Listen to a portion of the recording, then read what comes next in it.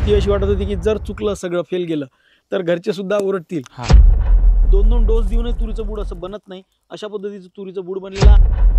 हे 7 फुटावर हे पॅक होणार का नाही हे असं तर त्यांचं चालू होतं. एकही खताचा दाणा टाकला. हप्त्यातून एकदा लक्ष देऊन सुद्धा तुरीची बाग इतकी जबरदस्त फुलवली आहे.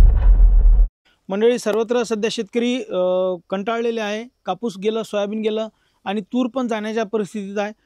परंतु ज्यांनी 100% ॲग्रीपॉवरवर भरोसा ठेवून सरांनी आमच्या पद्धतीने शेती केली, जसं तूर शेंडे खुडणी नियोजन असो किंवा मग औषधाचं फवारणीचं नियोजन असो, सर्वत्र नियोजन त्यांनी केलं.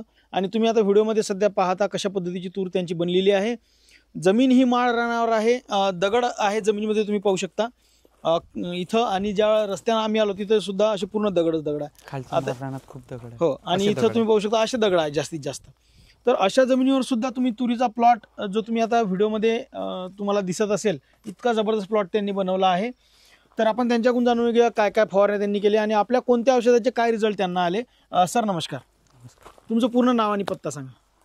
माझं नाव सचिन रामदास देवकर, गावाचं नाव? गाव कापसी, तालुका नेर, जिल्हा यवतमाळ. तुम्ही कोणत्या पदावर आहात, म्हणजे सर्व्हिसवर आहात की शेतीच करता फुल टाइम? नाही सर, मी गव्हर्नमेंट सर्वंट आहेत सर. आणि ते करून सुद्धा तुम्ही मग शेतीकडे लक्ष देता. बरं, रोज लक्ष देणं होते का? नाही सर, हप्त्यातून एकदा विकली. म्हणजे आपण रोज शेतीत जातो आपल्या, तरी पण आपलं नियोजन कुठेतरी चुकत आहे. सरांनी हप्त्यातून एकदा लक्ष देऊन सुद्धा तुरीची बाग इतकी जबरदस्त फुलवली आहे. तर त्यांनी तूर टाकली, मधात सोयाबीन होतं की काय होतं, आपण त्यांच्याकडून तसं विस्तार जाणून घ्या. सर, मग आता हे जे तूर पीक आहे, मग याच्यामध्ये तर शक्यतो सोयाबीन टाकण्याची प्रथा आहे, तर मग तुम्ही कोणतं पीक टाकलं? आम्ही उडीद टाकला होता. उडीद टाकला होता. मग उडीद आला का? उडीद सर पाणी खूप चालू पाण्यामुळे उडीद गेला. ठीक आहे. तर मग तुम्ही निराश झाले.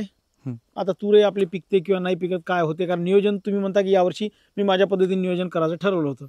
भीती अशी वाटत होती की जर चुकलं सगळं फेल गेलं तर घरचे सुद्धा ओरडतील की बाबा काय करून बसला. बरोबर. खूप म्हणजे सुरुवातीला तर तूर नकोच म्हणायचे. हो का? याच्यात तूर लावत आहे तर उडीद नको म्हणायचे. आपण सोयाबीन टाकून तुरीवर पूर्ण नको, तूर फक्त 1 एकर टाकण्यामुळे एक वेळेस आपण करून पाहू. 100% तुरीवर भरोसा ठेवू नको असं झालं होतं घरच्यांचं. हे 7 फुटावर हे पॅक होणार का नाही हे असं तर त्यांचं चालू होतं. तूर चांगली नाही दिसत. बरेच जवळच्यानं खूप विरोध केला, तुरीवर जमत नाही, आपल्या इकडे येत नाही असं खूप म्हटले होते. तर आता आपण नियोजनावरच बोलू की सगळ्यात पहिले तुम्ही ही कोणती व्हेरायटी निवडली आहे? चारू सर. अंकुरची चारू. ठीक आहे. त्यानंतर खत नियोजन काय केलं तुम्ही याला? सर खत झिरो. एकही खताचा दाणा टाकला नाही. तुम्ही तुरीचं बूड इथं पाहू शकता, एकही खताचा दाणा सरांनी टाकला नाही. आणि तुरीचं बूड जिथं 2-2 डोस देऊनही तुरीचं बूड असं बनत नाही, अशा पद्धतीचं तुरीचं बूड बनलेलं आहे. आणि इथं फांद्या पहा, एकायला 1 2 3 4 अशा मुख्य फांद्या आहे आणि त्याला परत मग फांद्या फुटल्या. तर सर याचा काय म्हणजे कारण की एवढ्या फांद्या कशामुळे आल्या? सर मी तुरीला 2 वेळा छाटणी केली सर. अच्छा, तूर शेंडे खुडणी केलेली आहे तुम्ही.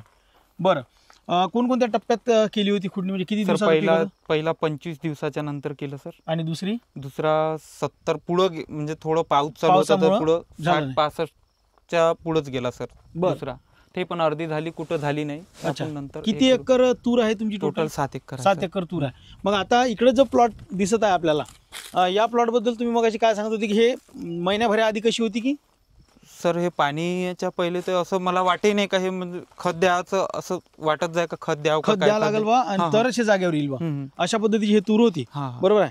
तर मग आता या महिन्याभरात इतकी जबरदस्त झाली, तर मग इथं काय वेगळं केलं किंवा काय इथं, म्हणजे या तुरीत काय काय नियोजनामध्ये फरक आहे? फवारण्या आणि इतर बाकी? सर फवारणीच्या पलीकडे काहीच नाही. इथं काय काय फवारलं मग?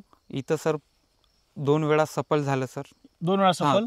पहिल्या छाटणीला पहिली वेळेस सफल मारलं. अच्छा. दुसऱ्या वेळेस छाटणीला दुसऱ्या वेळेस पण सफल मारलं. त्याच्यात तुम्ही जे सांगितलं का M45 साधं, M45 आपण साधीच बुरशीनाशक आणि कीटक आपलं ते एक नीम ॲग्रीपॉवरचं ते एक मारलं. बस, बाकी काही केलं नाही. 1261 सर. बस त्याच्यावरच आहे पूर्ण. अच्छा. बरं, इकडं फुलं जास्त दिसण्याचं कारण काय आणि इकडं फुलं कमी दिसण्याचं कारण? सर फवारण्याला 4 फवारण्या झाल्या. इकडे 4 झाल्या. पहिल्या फवारणीत सफल. सेकंडला सफल. थर्डला आपण सर न्यूजीन मारलं. अच्छा. त्याच्यात प्रत्येक याच्यात 1261 सर. 1261 ठेवला आपण. आणि शेवटची अमिनोची मारली. शेवटची आता अमिनोची झाली. बरं, मग याच्यासोबत कीटकनाशक कोणकोणती मारली? कीटकनाशक साधे सर हे इमामॅक्टिन. बस इमामॅक्टिन. बस त्याच्या बाकी असं म्हणजे खूप महागीचं असं नाही, कोणतंच नाही. तुम्ही एक आणखी काहीतरी सुपर प्रोपेक्ट सुपर सांगितलं होतं, प्रोपेक्ट सुपर मारला होता एक. अच्छा. मधात त्याच्यापेक्षा काहीच नाही, एकदम स्वस्त कीटकनाशक. आणि बरं, म्हणजे पैशाचा जे तुमचा ताळमेळ आहे हे खूप जास्त लागले का लोकांपेक्षा? तुमचा एक अंदाज? मला तर नाही वाटत जास्त लागले म्हणून. लोकांच्या तुलनेत नाही सर, नाही ना, एवढं तर नाही लागला. एवढा 7 एकराला तर तेवढा 7-10 हजार रुपये तर तुम्हाला फवारणीसाठी खर्च यायलाच पाहिजे.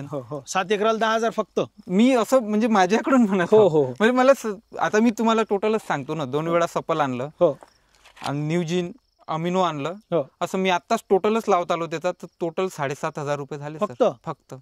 म्हणजे 7 एकराचा खर्च फक्त 7,500 रुपये ऍग्री पॉवरचा, आणि उर्वरित खर्च बाकीचा. आणि ते जवळपास 5-6 हजार झाला सर. जास्त झाला का तो? म्हणजे ऍग्री पॉवर पेक्षा बाकीच्या औषधाचा खर्च जास्त झाला. खूप झाला. ते बरं झालं सर, पहिले मी नीम मारलं, त्याच्यानं कंट्रोल राहिला. अच्छा. आणि मी सुरुवातीपासूनच घेतलं नीम.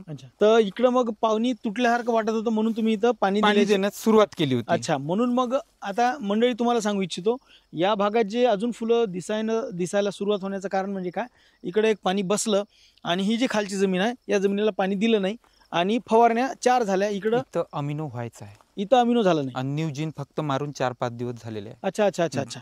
म्हणजे आपण जो आता खालचा प्लॉट पाहिला, जिकडे फुलं दिसत आहे, याचं कारण आहे की इकडे अमिनोचा स्प्रे झालेला आहे असं सरांचं म्हणणं आहे. आणि आम्ही नेहमी सांगतो की अमिनोचा स्प्रे घेतल्यानंतर तुमच्या शेतात फुलं दिसतात. हे आम्ही सर, तुमचा तो शब्द आहे ना, का तूर वाकेल, म्हणजे पुरी झोपून जाईल तूर फुलानं.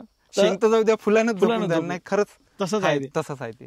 ठीक आहे. आणि इकडं मग अजून अमिनोचा स्प्रे व्हायचा आहे. इकडं सफल झाले 2दा, त्यानंतर अमिनो आपला न्यूजीन पण झाला. आणि अर्ध्यातून तिकडे अमिनो मारलेला. आता तो प्लॉट दाखवतो तुम्हाला की याच प्लॉट मध्ये परत अर्ध्यातून अमिनो मारलेला आहे आणि अर्ध्यात इकडे अमिनो मारलेला नाहीये. त्या सेक्शन मध्ये आपण जाऊया.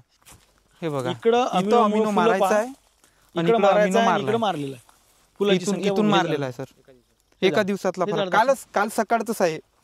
काल सकाळी या भागात अमिनो मारलेला. फुलं किती उगवले पाहून घ्या, आणि जिकडे अमिनो मारलं नाही इथं पाहून घ्या फुलांची संख्या या झाड. तर मग जे रिझल्ट तुम्ही पाहिले आता आमच्या औषधांचे, तर त्या मनानं औषध महाग वाटते का? नाही सर, औषध तर माग मी आता सांगितलं ना, मला तर वाटत नाही. आणि न्यूजीनचं पाहू आपण परत एकदा, की न्यूजीन जिकडे मारलं होतं तुम्ही तिकडं त्यांना काय रिझल्ट दिसले सरांना ते पाहू. आपण न्यूजीन मारलेला, इकडे न्यूजीन मारलं, इकडे न्यूजीन, तर याचा बघा घेर झाला. आणि इथं न्यूजीन न मारता याचा सर हे बघा जास्त मोठा नाही झालेला. तुरा लहान, एकदम लहान आहे तुरा. अच्छा. हा तुरा जर आपण पाहिला तर एक हितभऱ्याचा तुरा आपल्याला दिसत आहे, जिकडे न्यूजीन मारलं नाही. आणि इथं तुरा आपण पाहून घेऊया, एका फांदीचा तुरा. अच्छा, हे इथून तुरा काढलाय ना, म्हणजे हे असं नाही, याच्या वर 4 बोट इथून, कारण इथून फुलं आहे याला, तर इथून धरावं लागेल आपल्याला. हे बरोबर आहे ना? अच्छा, अशा प्रकारचं निरीक्षण आहे तुमचं. आणि हे अच्छा हे पण लांब लचक काढलेले. तर बरं, मग आता हे आपलं शेत इथपर्यंत संपलाय नाही का? इथपर्यंत हे लास्ट. अच्छा, हे लास्ट तास आहे. हे मग तिकडे शेजारी हे वेगळं आहे ना कंपाऊंड पासून समोर. सगळ्या प्रोडक्ट विषयी तुमचं काय मत आहे फायनल? सर, मला तर असं वाटतं सर, शेतकऱ्यांनी वापरलं पाहिजे सर. आपल्या इथल्या तरी शेतकऱ्यांना वापरून पाहायला, आपल्या भागातल्या शेतकऱ्यांनी वापरून बघायला, एक वेळा अनुभव घ्या, मग विश्वास करा. ठीक आहे, धन्यवाद सर, तुम्ही आम्हाला वेळ दिला आणि तुमचं पूर्ण शेत आम्हाला दाखवलं त्याबद्दल. आणि तुम्ही जे सांगितलं की बाबा शेतकऱ्यांनी एकदा वापरून पाहायला पाहिजे. तर मंडळी, तुम्हाला जर मग आमचा पत्ता माहीत नसेल तर आमचा पत्ता आहे ॲग्री पॉवर, नायरा पेट्रोल पंपाच्या पाठीमागे, दारवा तालुका, दारवा जिल्हा, यवतमाळ. इथे येऊन तुम्ही कोणतं प्रोडक्ट ची माहिती घेऊ शकता किंवा प्रत्यक्ष घेऊन जाऊ शकता. किंवा काही लांबचे शेतकरी हे व्हिडिओ पाहत असतील तर तुम्ही स्क्रीनवर दिलेल्या नंबरवर जाऊन तुम्ही ऑर्डरसुद्धा करू शकता, घरपोच मागवू शकता. आणखी काही तुमचे प्रश्न असतील आमच्या प्रोडक्टविषयी तर तुम्ही आम्हाला तिथं संपर्क साधू शकता. धन्यवाद सर.